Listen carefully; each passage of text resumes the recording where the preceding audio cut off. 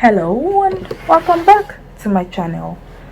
Yeah, so I'm just going to, before I start what I'm here to talk about, it's a sit down video for the first time.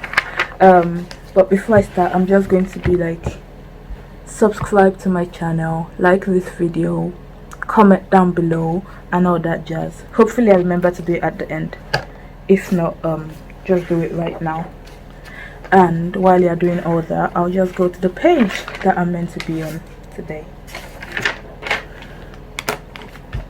It is actually the morning this video is meant to be posted, so it's Wednesday and it's like 50 minutes past midnight, and I had already planned a video that I wanted to film, but I was on Instagram as per usual and I saw like something that I had been keeping tabs on, and I saw what had happened like in relation to it, and that was on the 20th of October 2000 obviously, which was yesterday's date. And I had wanted to do a video on this topic before, but like it wasn't, I didn't want to do it today, I didn't want to do it now because it wasn't in the plan, and everything has to go according to the plan. But yeah, so this video is going to be basically about SARS, and basically mostly about the hashtag that has been trending, endsars, and it's mostly like a Nigerian movement and Nigerian in diaspora movement that has kind of gone global right now. And basically SARS is a special squad of the Nigerian police, and I'm just gonna be reading my notes that I made, of the Nigerian police, that stands for the Special Anti-Robbery Squad. But since they were made, they haven't really been an anti-robbery squad. They've been more like, we are the original robbers. They've been kind of engaging in kidnapping and murder and theft and rape and torture, and like arresting people for no legal or lawful reason, and like keeping them in detention for no reason as well. They've been killing people and extorting people and basically helping the corrupt Nigeria that like a lot of Nigerians know to become even more corrupt.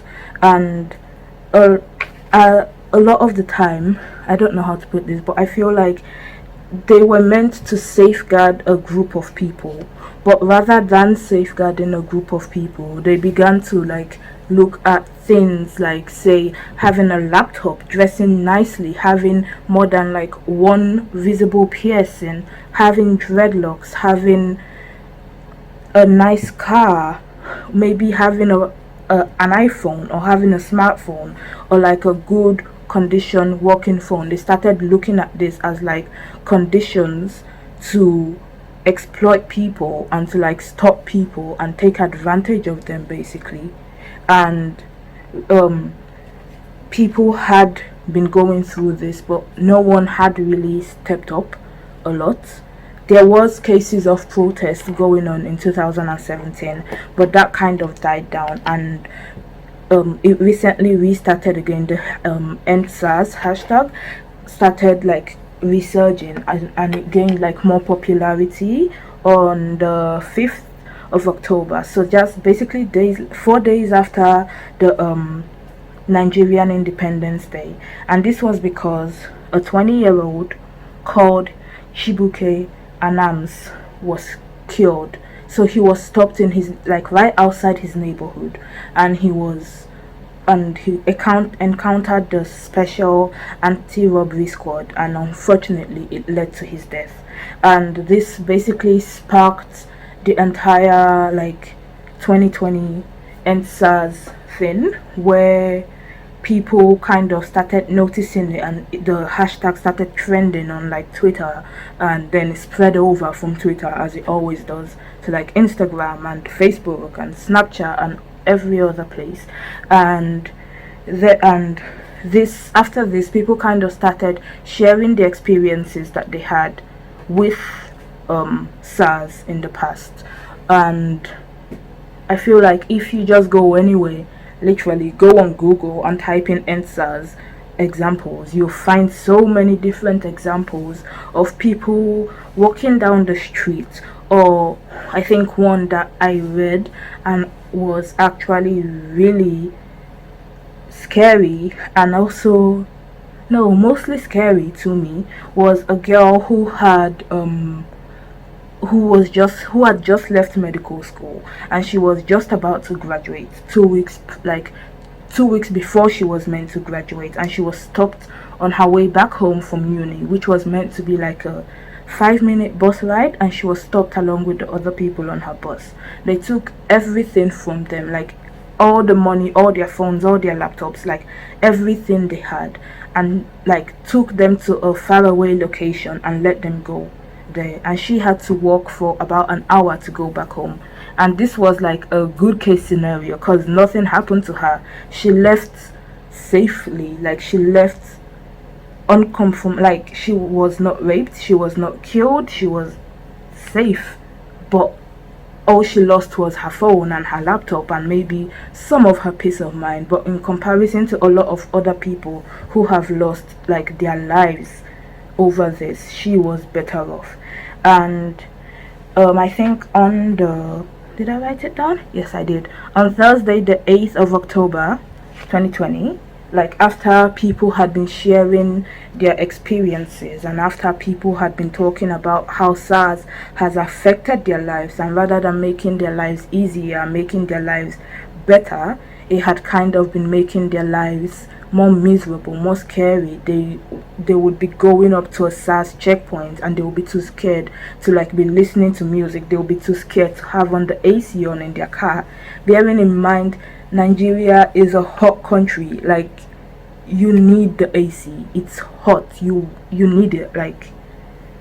You just do. It's essential. It's important. It is not a luxury. It's something that normal people have, or normal people have a fan, and having a cooling system is not a luxury. But in the eyes of this anti-robbery squad, it became something that kind of earmarked people that, oh yeah, we can go rob these people. And so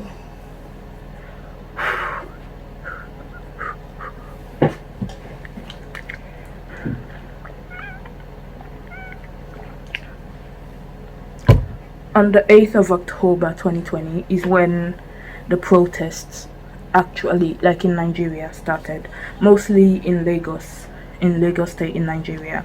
The protest started there, protesting to end SARS, because this was a squad that was made to protect the citizens from robberies, and they felt that if this was not doing its job, if this was just an institution that was there to do something, but then it's not fulfilling its purpose, then there is no need for that institution to be kept in place. And so they took to the streets to kind of get the government to know what their take on this is, to get the government to know this what these people have been doing is not right, and we think if they truly are for us, if they truly are for the people, then we as the people are coming out to say that we do not need it.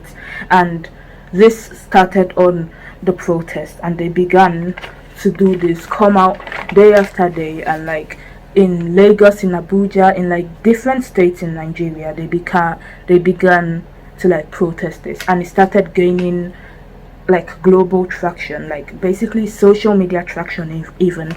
And the Nigerian government, in its very usual performative way, came out without the president. This was not the president, this was someone unimportant. I do not know his name.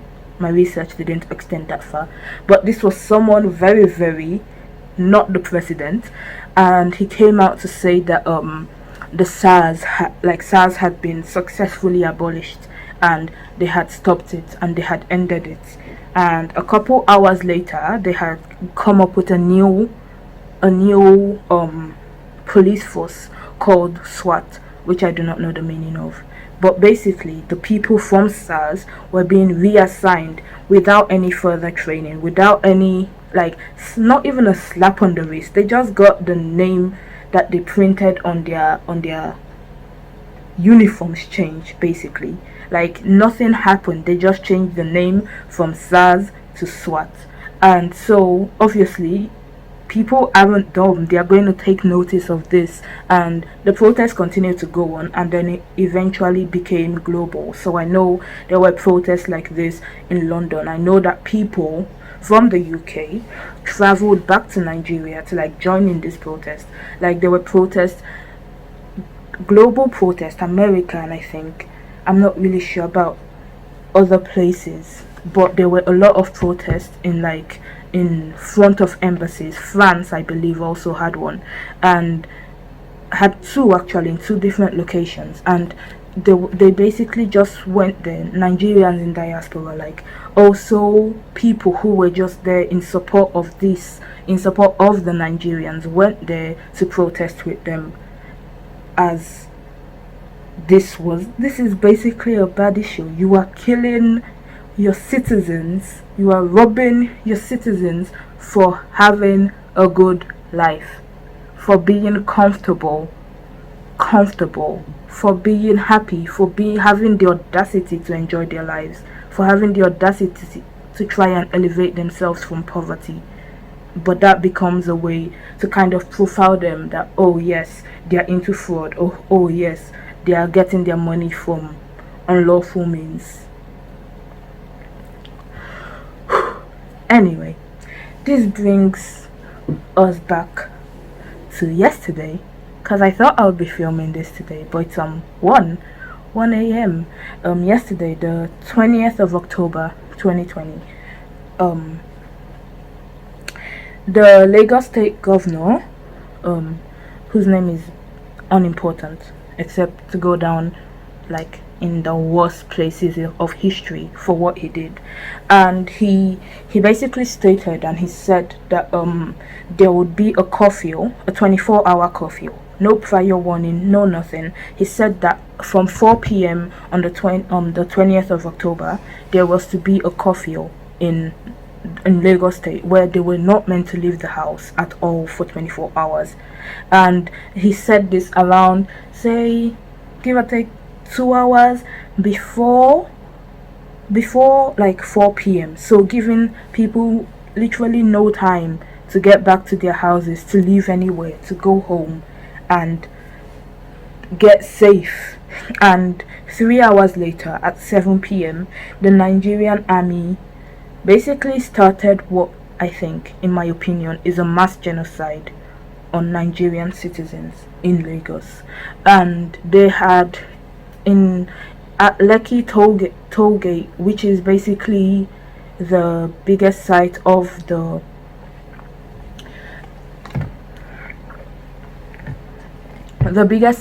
protest in Lagos. They took a couple like army tanks, like those big massive wartime, not for protesters, tanks, to Lekki Tollgate, along with like a bunch of like army people, a bunch of soldiers, that's the word. And they blocked in these protesters. They were unable to like leave. They were unable to leave the place. They all were there, like locked in, basically. They could not go anywhere. So these protesters all sat down together on the floor, doing nothing but waving the Nigerian flag. They did not show any. They were as peaceful could be, literally as peaceful as a lamb waiting to be slaughtered, and then they were slaughtered. The army like opened fire on them on people holding the flag, even after it is kind of a code of conduct. Code of conduct where the army cannot shoot, cannot attack someone with the Nigerian flag. They paid no respect to that and began what is now known, unfortunately, as the Lekki Tollgate massacre. And they began to shoot the people they were meant to protect. The army is not meant to be called for a domestic problem in a country. They are meant to be protecting the borders of a country. So can you please tell me why in Nigeria, my very, very lovely, beloved country, it's now a way that the government uses it to suppress and oppress their citizens? I think the last time I checked, there were around 11 confirmed dead people and several injured people as well. And I think it's actually disgusting because a lot of people are in Lagos. A lot of people are like affected by this. There were so many street children there, like hawking their goods around as a way to like kind of make money for themselves and for their family. But did they care about them? No. These children literally have nobody else to depend on but themselves, and maybe they had seen, maybe in their heads, if they haven't been disillusioned completely yet, the army was like a safe place, or places with the army is a safe place for them to be, and then suddenly they are being killed by these people that are meant to protect them, these people that they are meant to go to when they are in danger or when they feel unsafe. And I just felt like I needed to talk about this. Otherwise, I'll just go to my bed and cry. And if I'm going to cry, I need to share my sadness with you, and we can cry together, or you might not cry. So, in conclusion, I know like a lot of people will not care about what's going on in Nigeria, like, cause it has nothing to do with them, and they have their own lives. They have like uni exams, they have to catch up with classes, they have like relationship problems, you have a lot of other things going on in your life. And I'm not saying that like this should completely consume your entire being, but I'm just saying, if you could, there are so many different avenues that you could use to like help Nigerians. Currently there are like so many petitions. Like if you live in the UK, I will put the link for the Parliament petition to sign, for you to sign, so that you can basically stop the Nigerian officials and Nigerian government from trying to get in the UK, so that, and stopping their children as well, so that this will not be like a place that they escape to escape Nigeria after they set it on literal fire. And if you could like kind of share this, talk about this with your family or your friends or your social media pages. And if you've already been doing this, then continue to do it, because it seems like the Nigerian government will not respond to their citizens, but maybe they might respond to international shame and international embarrassment. And right now I am not below doing that, because there are so many people who are dying, so many people who have already been failed by the system. That means that if you do not have money, you will not be able to get into a good uni after you've completely worked hard for it, and you completely deserve that. If you're not willing to grease the palm of someone, to pay them to give you a job, you will not be able to get into the job you deserve. And these people were protesting the right to walk on the streets and look nice. Maybe they put on a suit to go for an interview, the first interview they've been able to get with them awful bad connections. And then guess what? They were stopped by SARS, their suit taken off, their phone taken off, their laptop taken off. They cannot contact the people they want to get a job from. They go to protest this and then they get killed. that's the end of their life, simply because they dare to live and they dare to have the audacity to dream for a better future for themselves and their friends and their family. So I'm angry. I'm very angry. I'm very sad. And yeah, if you could just